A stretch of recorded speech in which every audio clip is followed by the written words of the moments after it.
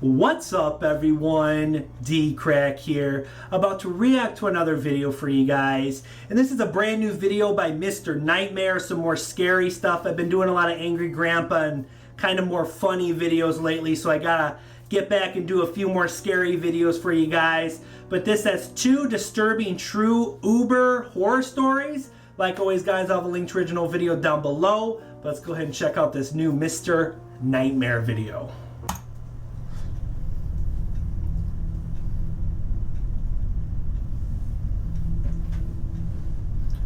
Probably be like some kidnapping shit or something, probably. In the year 2014, I frequently used the app Uber because I wasn't able to drive for 12 months due to some DUI charges. Just a stupid mistake overall. Yeah, pretty much. There's this nightclub bar in my town that I would sometimes go to on the weekends with my friends.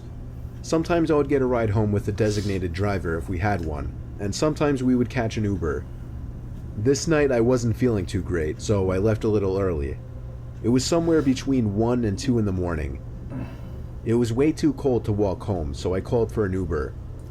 A guy nearby named Alex popped up, and I gotta be honest, he was a little creepy looking. He was older, didn't really smile in his picture, and he had a grayish goatee with a black beanie cap on. He was only 2 miles away, so I didn't really care. It said he had a Chevy Malibu, which sounded nice, so I requested he come pick me up.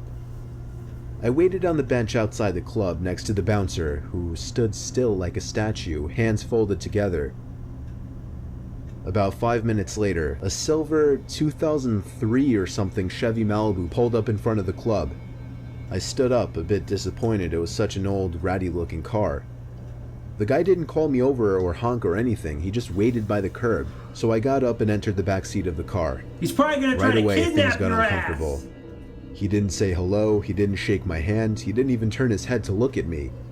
All he said was in a very quiet voice, "Where are you headed?" To which I replied with my address. We began moving down Main Street, but in the wrong direction of my house. I told him this, and he turned left at the next intersection. Now we were moving away from the main roads and down the quieter residential areas. What? He didn't put my address into his phone, so I felt really strange. I didn't know if he was expecting me to direct him or not. I ended up putting my address into my own phone so he could listen. When the GPS said turn left down the next street, he completely missed it. I made a confused hand gesture. He noticed it and said, "I just gotta make a quick stop, don't worry, I'll give you a discount." Even though I was drunk, I still knew something bad was going on. Then, that's when I noticed the handgun sticking out from his middle glove box next to him. By now, I was trying to figure out how to get out of this car. At the next red light, I tried the door handle very quietly, but it wouldn't open. I saw that the child lock was on, and from this point forward, my heart was racing. The child? Oh, fuck. The man was driving us far out of the direction of my house. We must have been 2 towns over by now. I was getting desperate. I couldn't call the cops because I didn't know what this guy might do. Grab the handgun quick. I figured my best option would be attempting to flick the child lock switch next to him by the front seats. I had to somehow slide over to the opposite side of the back seat behind him without him noticing. This was one of the most tense moments of my life. Who the fuck is this guy? I locked my sight on his head through the rearview mirror, making sure he wasn't looking. I very casually slid behind him. Thankfully, he didn't notice. Now came the scariest part. I had to reach for the button up front at the next red light before he could do anything. Each light we passed, I felt more and more tension build up as I was waiting for one of them to turn yellow. And eventually, one finally did. He slowed the car at an intersection that would usually be busy during daylight hours. It was a perfect escape point. The car came to a stop. I knew this light wasn't very long, so I had to be quick. And shoot your ass! The car was stopped at the opposite side of the intersection, which made me feel a little better. With all of my courage, I reached my hand up to the lit up child lock button, and I must have startled him because he jumped 2 inches out from his seat. He screamed at me, and as I feared he would, he went for the gun right next to him. I was able to open the door and flee to the nearby Cadillac Escalade, where I banged on their windows asking for help. They drove off, completely avoiding me, but it didn't matter because the man in his Chevy Malibu was already gone down the block. I ran into a nearby grocery store that was open 24 hours, where I called a taxi this time. This was a very sobering experience because I don't remember being drunk at all in that store or during the taxi ride home. Who the fuck was that guy? I reported the driver to Uber, who said they would escalate the situation to the authorities. It wasn't until a whole week later that an officer finally showed up at my front door for some questioning. And that was the end of that. I have no idea what became of that guy, but I've never used an Uber since. I wish they knew. Yeah, guys, it's also raining and dark out. It's about 10 o'clock at night now, so it even makes this shit creepier. Shit, I wish they would have found out who that guy was. As a former Uber driver, I've dealt with a whole bunch of unpleasant characters, from the drunken groups of friends on Saturday nights, to the people who pretend to be handicapped to get free rides. But every so often, you may pick up somebody who can just be classified as a straight-up creep. I've picked up a few of these guys, but never one quite as bad as a guy named Tom. It was a Friday night in December, one of the coldest nights of the year. I had nothing to do, so I figured I'd do some late-night pickups. This was 2 years ago. I was 18 and had a new Honda Accord. My parents kind of spoiled me a bit. I was a very skinny 18-year-old though. That's why my dad told me to always keep a blade in my car, because you never know what kind of nuts are getting into the car. A guy named Tom popped up a couple miles away by a major shopping area. I responded to his request and started driving in that direction. I pulled up in front of the shopping center where I saw a group of teenagers hanging out. It looked like trouble. I hoped this Tom guy wasn't part of this group. A bunch of them looked at me in my car as I slowly passed. Eventually I just hit the gas and went further into the parking lot of the shopping center, wanting to get away from this group. I did 2 laps around the whole parking lot until I finally noticed through my left mirror somebody approaching my car from behind. I rolled down my window and called out Tom, and he called back yes. I told him to hop in. I had to repeat myself 3 times, and given that all I was saying was hop in very clearly, made the situation very weird from the start. The 4th time he finally understood me and walked slowly around the back, getting into the seat right behind me. Usually the people I picked up would sit diagonally from me, which is what I preferred. When people sat right behind me, it just made me a little paranoid sometimes. Yeah, it's especially when the person seemed kind of creepy. This guy was old. He had to be in his upper 40s. "Where to?" I asked him. He told me an address, which I entered into my phone. By his voice, I could tell he was a very heavy smoker. Come to think of it, my car was starting to smell like cigarettes too. The address he gave me was 10 miles away, which was fine, since it meant I'd be making more money.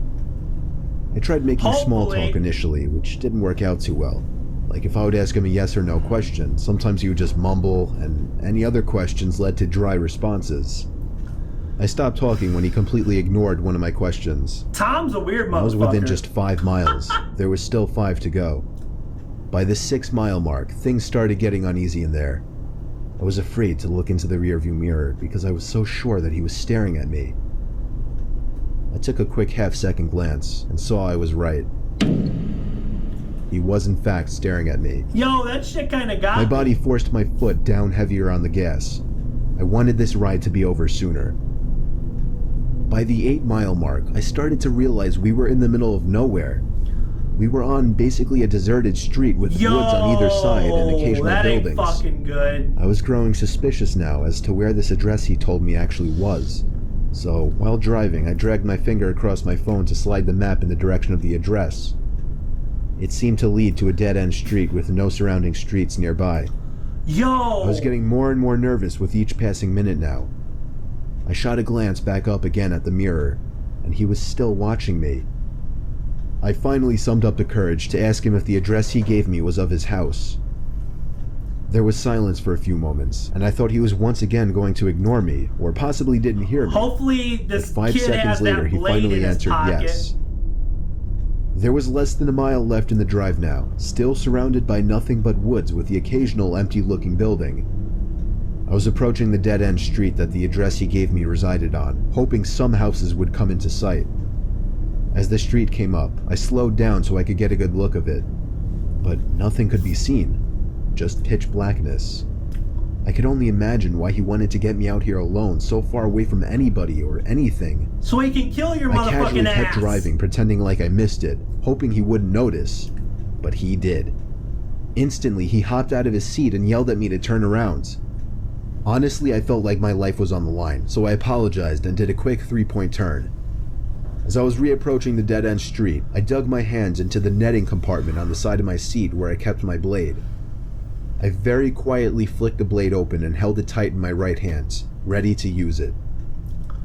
I turned down the dead-end road, with my headlights now displaying just what I thought I would see. Nothing but trees on either side. I made it to the end of the road, not a single house or building on the road. His house is not out there. I just knew something was about to go down. I was just trying to physically and mentally prepare myself for it.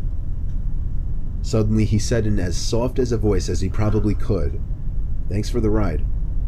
I wasn't even thinking about money at this point.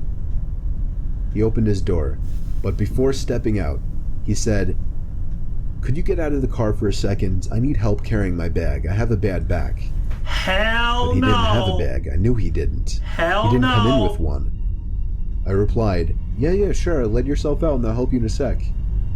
The shakiness in my voice was too obvious. What happened next, I never imagined would have happened. All of a sudden, I felt pressure on my neck. It took me at least a second before I could realize he was choking me from the back seat. Immediately, I drilled the blade into his left arm and he screamed in pain, releasing his grip on my neck.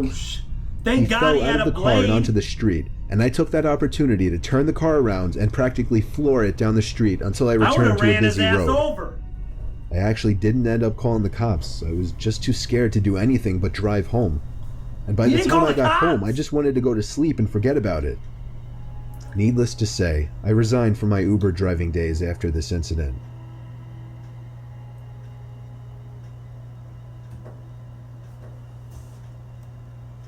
Yo, what the fuck? So this dude didn't report it to the police? So this motherfucking this Tom dude could still be out there? He could right now be killing other Uber drivers who aren't as smart as you and actually carry a weapon on them? Dude, you should have reported that shit to the police. Oh, jeez. Well, damn, I'm sorry, but that's just stupid of him not to report it to the police. But yeah, guys, this was 2 disturbing true Uber horror stories by MrNightmare. If you guys enjoyed this, make sure and smack the like button and subscribe if you're new. If you have a video you want me to react to, comment down below. But until next time, guys, peace.